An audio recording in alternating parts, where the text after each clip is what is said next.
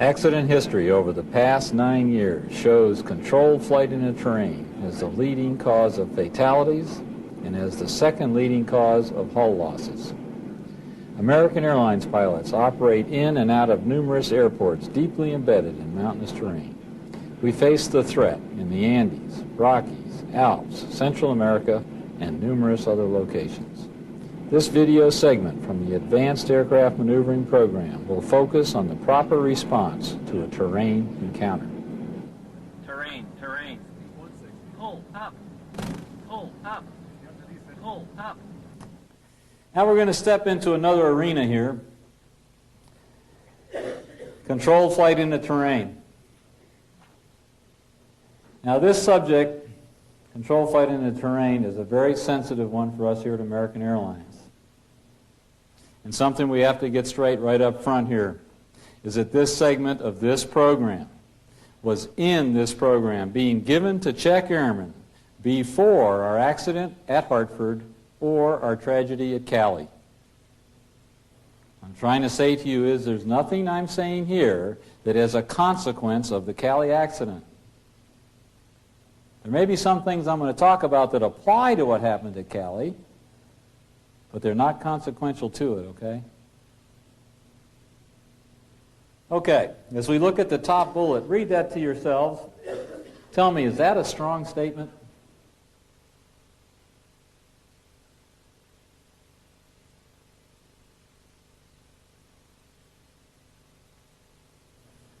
That's pretty strong, isn't it? You see, as you study this issue, as I've pointed out, if you look at over the last 6 years or 7 years now, what you see is that the leading cause of hull loss is loss of control, followed closely by controlled flight in the terrain. If you expand the window back 9 years, then CFIT ekes into the lead, followed closely by loss of control as the leading cause of hull loss. And then you go to bullet number 2.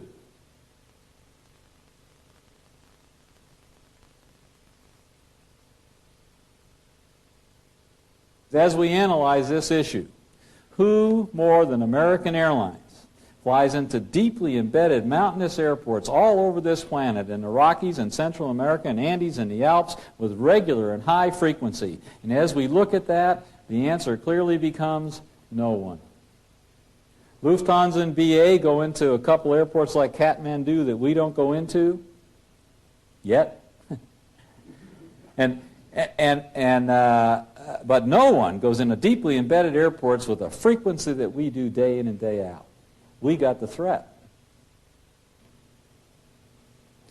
Then you come to this bullet, situation awareness. Now, you know, I know that every pilot in this room clearly understands that our job is to maintain our SA all the time, isn't it? That's our job. We have to maintain our situation awareness when we're taxiing. We get paid for that. But when we're in the Andes, you know, in South and Central America below 250 and below 150 in the Rockies and the Alps, we have got to maintain our situation awareness 100%. Another way of saying that is if we're flying our airplanes below the level of the surrounding rocks and we cannot see out the front window, then we have got to know precisely where we are at every instant. There are no options. None.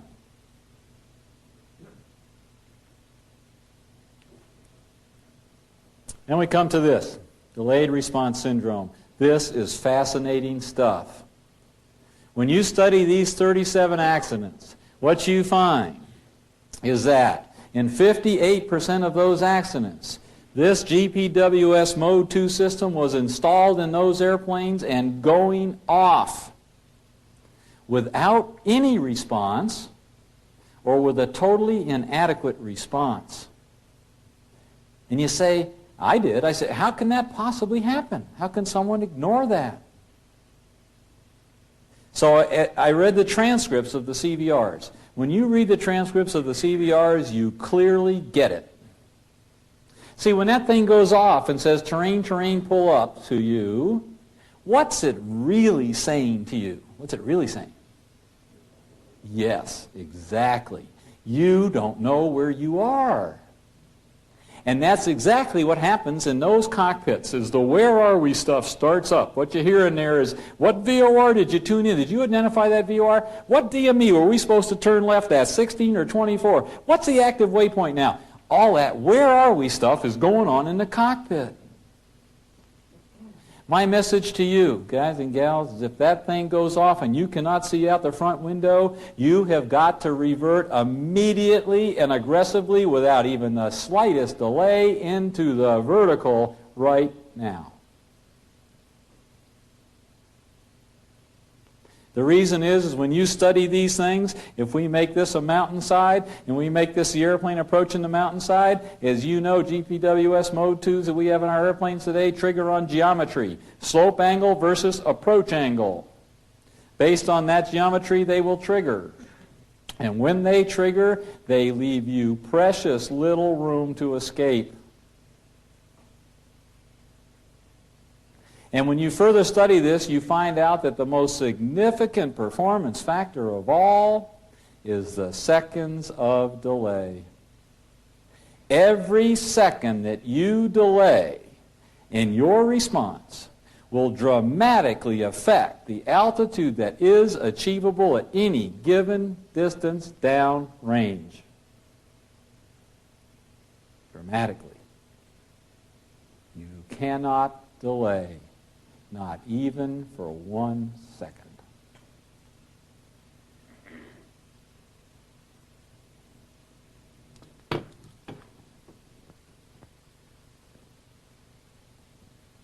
As we look down to the next block, we're talking about enhanced GPWS. Each of these blocks moves us farther away from the mountain, or the ground if it's kind of an approach sort of accident. Each one moves us farther away from the ground. What is enhanced GPWS? As you know, this is coming to all American Airlines airplanes and aggressively being installed in our 757s right now. We flew this system extensively in one of our 75s down in the Andes, and it worked quite well. We are now putting it into all 75s, and eventually it will come to all fleet aircraft. What is enhanced GPWS? Well, basically, as most of you may realize, it is an onboard terrain database. It's down in the E&E compartment. It's being tracked by your ring laser gyro platform, or if you have GPS, by GPS. Understand that that system is totally virtual. There's nothing real about it. It's virtual. It's all on board. But it does some wonderful things for you, i.e., it'll show you some terrain awareness through graphics. And most importantly, it will double your warning time on terrain.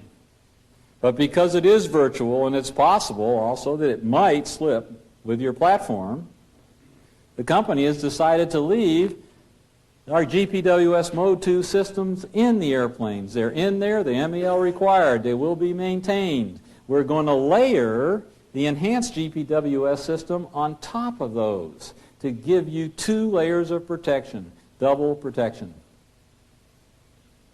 But my message to you remains the same. If you cannot see out the front window, and that thing goes off and says, terrain, terrain, pull up, you must react immediately and aggressively without even the slightest delay into the vertical. First, because it's the right thing to do. And second, because you can't tell the difference. Both systems say the same thing. They use the same air ink bus. They say, terrain, terrain, pull up. You don't know for sure which one's going off. Get out of there. The best part of the enhanced GPWS is that it literally doubles the warning time on this thing. Everything working right, if this GPWS here would have triggered in 9 seconds, this one here will trigger the alert mode 18 seconds from contact. That's good stuff. Now let's back even further away from the mountainside or the ground on a final approach kind of accident, back to this one, loss of situation awareness. Because you see, as you study these 37 accidents, what you find out tragically is that in 64% of these accidents, one or the other crew member, or both, has realized that they have lost their situation awareness. But they don't react. What I'm suggesting to you here is that you do not have to wait for this thing to say, terrain, terrain, pull up. If you're flying below the level of the surrounding rocks, and you cannot see out the front window, and that stuff starts in your cockpit, and you know how that stuff starts, you know. Where are we? Are we supposed to be over? What's the active waypoint now? We should be going bang, boom, bomb. You should be going to the vertical and getting out of there right now. You don't have to wait for that thing to say, terrain, terrain, pull up. But you know what? That's very hard to do. Very hard. Because pilots, it's our nature. In fact, we were hired for this attribute. It's our nature. We get it done. In the face of adversity, we get it done. That's what we get paid for. And so we have this tendency to want to say, you know, I think I'm supposed to be over here. I'll get over there and make it right, or over here and make it right. Not now. Not now. Now, the only way you can make yourself go into the vertical in this situation, because of your nature, is to have a serious talk with yourself. Don't let anybody see you doing that, okay? But when you have that, I have had that talk with myself. I've had it. I fly down south a lot. But I know now, because I've done that if that ever happens to me, I'm going straight to the vertical. The only reason is because I'm predisposed to do it. Otherwise, I wouldn't. You might be interested in knowing that we have one of those last year, based on situation awareness alone. In the Quito Bowl, we had one of our captains react in that way. I'm not going to tell you the story because it is a special subject of a course that we call Human Factors and Safety Training. But the point is, based on loss of SA alone, that captain reacted. On evaluation, we find it's a darn good thing that he did.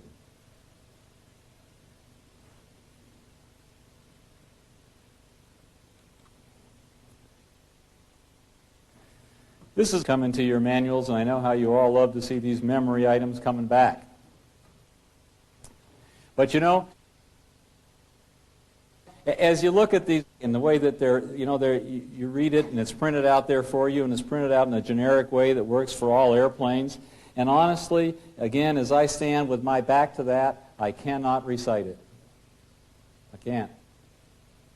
But I know what it says to do, and I think it's really important to remember what we do. I find it easier to remember what we do, and certainly much more practical to apply. What does that thing say to do? Well, it says when we get a terrain pull-up warning, the pilot flying will take the throttles and physically advance them fully and disconnect them. Boy, is there a lot of reasons they'll retard on this maneuver if you don't turn them off. So up and off. And once again, anytime you do that with your hand, you want to always be sure the speed brakes are stowed. With the other hand, we disconnect the autopilot and we pitch to 20 degrees deck angle. Sounds a lot like something we did earlier, doesn't it? Except for the 20 degrees part. That's really the only change. That becomes our starting point for this event. Now, as it says on the slide, if you can't see out the front window, then you're going to pull wings level. The reason you do that is because you want to keep your lift vector straight up. That will get you the most altitude and the shortest distance. So let's make that our starting point then, 20 degrees of deck angle with a full thrust vector in. Now let me give you another interesting statistic. Of the last 17 CFIT accidents, the terrain engaged, the angle of the slope on average was 24 degrees. That is a steep mountainside. That means half of those were more than 24 and half of them were less. Let's just use 24 degrees. Next question. Here's an airplane with a 20-degree deck angle going against a 24-degree mountain slope. How are we doing here? Yeah, because, right? I'd say the angle of attack on average here is probably about 10 degrees in this kind of a maneuver. Easily 10-degree angle of attack. So if you've got a 20-degree deck angle and a 10-degree angle of attack, what's your flight path angle?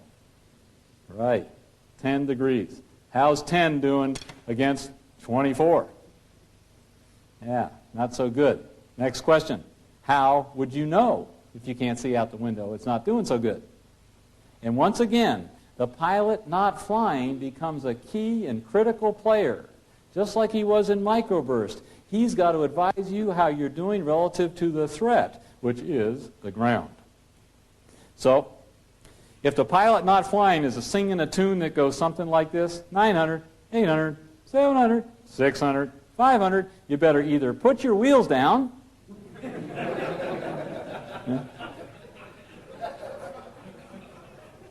or get your nose up, right? I think get the nose up is what we're looking for here, right? So he starts that countdown, you get your nose up. You know, you pull your nose up now to 25. He says, hey, man, you are still closing. You're coming up on 500 feet closing. Hey, you're still closing. Well, 30 degrees. You're still closing on this mountain. You come up on 300 feet, you're closing. 35 degrees, deck angle. You don't want to hit the mountain. Rule 1, don't hit the ground. Think about it, guys and gals. Think about it. Against the average mountainside that's been engaged on the last 17 CFIT accidents, it will take a minimum of a 35-degree deck angle to match flight path to slope angle. This is not a wimp maneuver.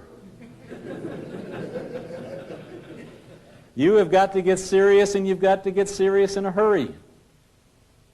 Okay?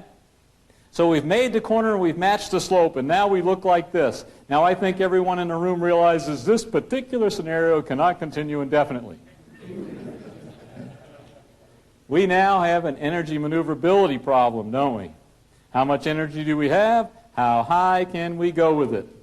So as we climb this mountain, our energy's bleeding, isn't it? As we think through this, using some of the aviator stuff we've already talked about today, as we're climbing this mountainside and our energy's bleeding coming off our airspeed indicator, what might be a good idea if we see the airspeed starting to go below our clean min maneuver speed and we still haven't topped the mountain? What could we do to keep us going for a little while?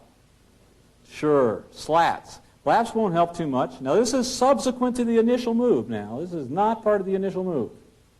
But much later on, when we see ourselves running out of energy, throwing our slats out will help all of our airplanes fly 40. They'll fly 40 knots slower than they would otherwise at 1G. Well, sorry, you Fokker guys.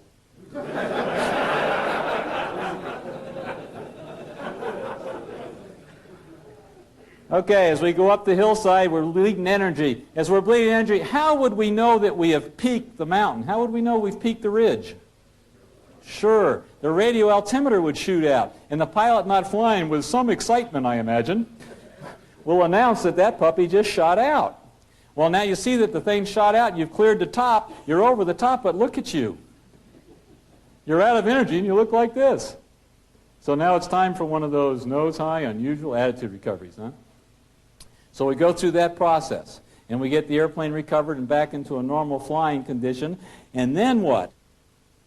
After you recover from this nose-high attitude, you'll go to maximum angle climb speed. And then at maximum angle climb speed, climb, if you're in the Alps or the Rockies, climb to 15,000 feet and level off and figure out where you really are. And if you're down in the Andes, go to maximum climb speed and then climb all the way to 25,000 feet. Then level off and figure out where you really are.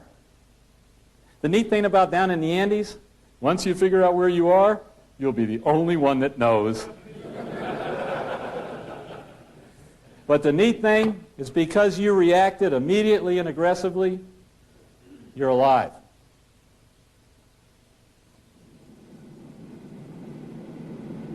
Another threat we face when operating in mountainous regions is the air mass effect known as mountain wave. Mountain wave effects are often responsible for unanticipated clear air turbulence encounters. Understanding the dynamics of a mountain wave will be helpful in anticipating turbulence at cruise flight levels. More importantly, however, this knowledge will help you avoid downdrafts or severe turbulence at lower altitudes while flying in a mountainous environment. Okay, we're going to jump into one more subject. It's going to be a short subject, but we think it fits into this program. The reason we think we need to put it in this program is because of bullet number 1.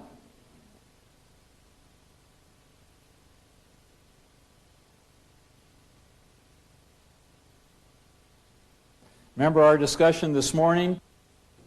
I mean, who more than us? Who more than American Airlines flies into deeply embedded mountainous airports all over this planet with regular and high frequency? And the answer is no one. We have the threat. And then bullet number 2, every pilot in this room clearly knows that when it's windy in the mountains, it's bumpy. Bullet 3, at lower altitudes, we know we can get updrafts, downdrafts, severe turbulence, and/or rotors. And then fourthly, mountain wave activities can reach altitudes well in excess of 40,000 feet, and we've always known that. As we look at this issue generically on a slide, and by the way, I've massaged these slides quite a bit. I didn't know a lot about this subject when I started on this, and I found a lot of people that thought they knew a lot about this, but I finally think I have the 3 guys in this country that really do understand this. I'm convinced. And what they say is that when the wind approaches a mountain ridge or a range of any sort within certain angular limits, you are going to have updrafts on the windward slope, downdrafts on the leeward slope, and then it will revert back into an updraft, and that pattern will be established and continue downwind. Even with no downwind terrain, it does this. And that particular mountain wave pattern has been known to go downwind as much as 1,200 miles. Underneath the second wave, it is not uncommon to have a rotor. And the rotor doesn't have to be down here. It can be up here in the 30,000s. And this is severe turbulence. And we have recorded history of this in American Airlines 3 times already this year. And you don't have to be in or near the mountains necessarily, mentally and physically, geographically, to encounter this. As an example, we had one of our flights, January 3rd of this year, en route from Chicago to Stockholm over the Atlantic Ocean. And as fate would have it, I was riding in first class. I was not part of the crew. It was clear. And we had already passed over Greenland. We were headed for some point south of Kef. It was clear. There were stars outside. Everything was fine. I was in my computer here updating it for Swedish. And it started to get rough. And it felt weird. It just didn't feel like normal chop feels, It was just something funny about it, and it was kind of bothering me. And it started getting a little rougher. And the first officers correctly analyzed it the same way, that it was a little strange and it was getting worse. And so they called the flight attendant. Seatbelt sign was already on and all that. They called the flight attendants, told them to get seated and put their belts on. And the flight attendants got down and just clicked their belts when everything went down the tube. Bang, we're down. Bang, we're up, down. People are screaming. A mess for about a minute and a half. It wasn't pretty. And I'm just stopped the story right there. But the point here is, on analysis 2 weeks later, with the meteorologists, we found out that that was a mountain wave rotor over the Atlantic Ocean. How did it get there? Well, when we studied it, the winds over the top of the Greenland landmass, you know what Greenland looks like? It starts over here on the bay side, it goes up to 14,000 feet on average, and it goes back to the Atlantic Ocean. The winds over the top of the Greenland landmass that night were in excess of 120 knots. We were precisely the right distance down for that wave formation, downwind, to hit the rotor, and we did at 33,000 feet, and it beat our brains out. You don't have to be in the Andes, is what I'm saying.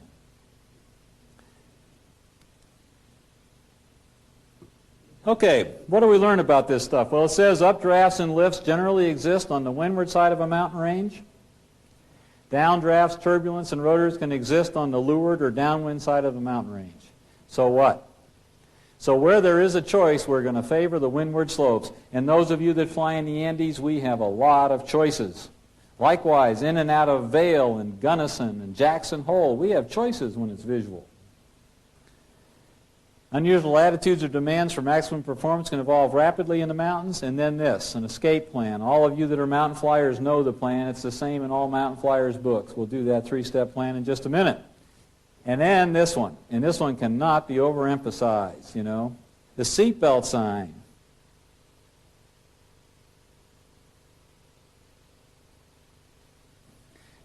Not only the seatbelt sign, but the flight attendants too. When we're going in and out of a deeply embedded mountainous airport and it's windy, then we have to have everybody down and strapped down. Whenever we're below 250 in the Andes or below 150 in Central America and the Rockies and the Alps, our airplanes can take this stuff. They're strong. We can fly through it. We're good aviators. But those passengers are fragile. And this stuff gets real rough sometimes. This one here is a little different. This is called resonance reinforcement. What's different about this is you have downwind terrain. What happens here, the experts say, is we get the updraft on the windward slope and a downdraft on the leeward slope, but then it sees this downwind terrain, and they call this a jump accelerator. And what it does is it bends the second wave steeper, which makes the second wave even higher than the first. It establishes a very strong wave pattern. This wave pattern has been known to go downwind for 2,000 miles. This is not a rotor. In this example, a rotor would exist under the third wave. Okay? This is turbulence, and they say this is the worst turbulence known to aviation. It is caused by the flow restriction of the jump accelerator. And it ends up right in this arena here. Okay? How many in this room besides me have flown in and out of Santiago, Chile quite a few times? A bunch of you all, right? Great. Let's make this Santiago, because Santiago looks a lot like this. Here's the Santiago airport. It sits in this valley down here at 1,800 feet. Abeam the Santiago airport, the Andes Mountains go to 23,600 feet.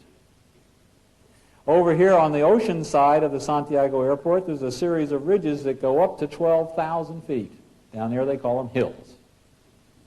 Okay? It sets up this exact pattern, because those of you who fly down there know the wind blows from the Mendoza side to the Santiago side.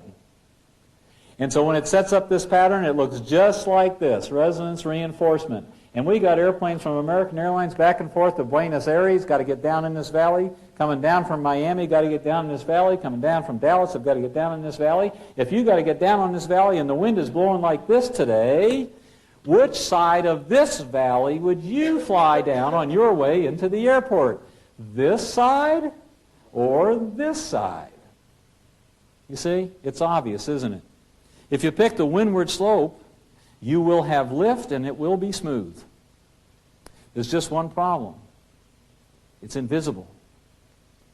So you have to remember, is it windy? Because if it's not, no issue.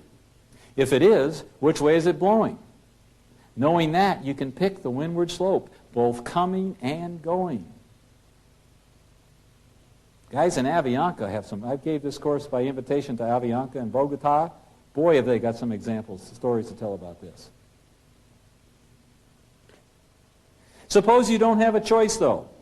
In other words, suppose you're arriving on a star of some sort, you know, and we're coming in here somewhere, and then on the star, you know, maybe you turn toward the airport. Because it's broken clouds, you have to stay on that star.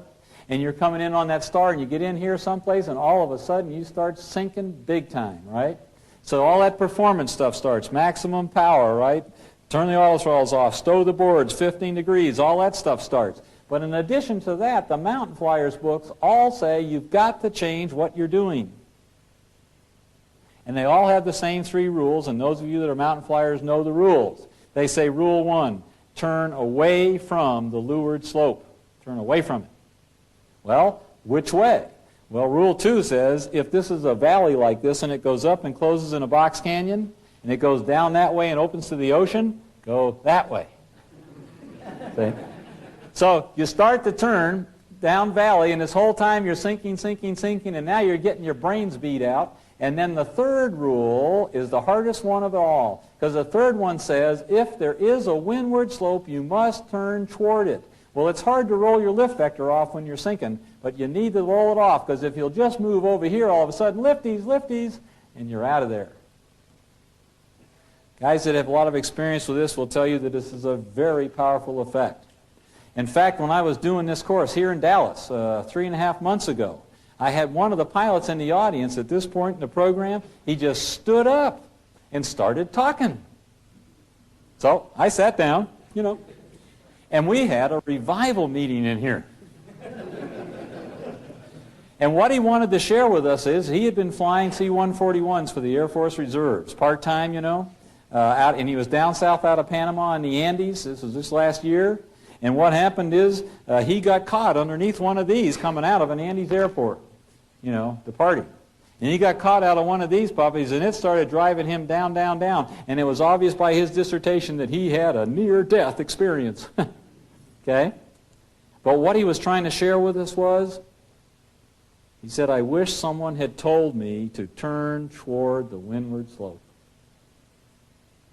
Because he stayed behind the leeward slope and almost lost the fight.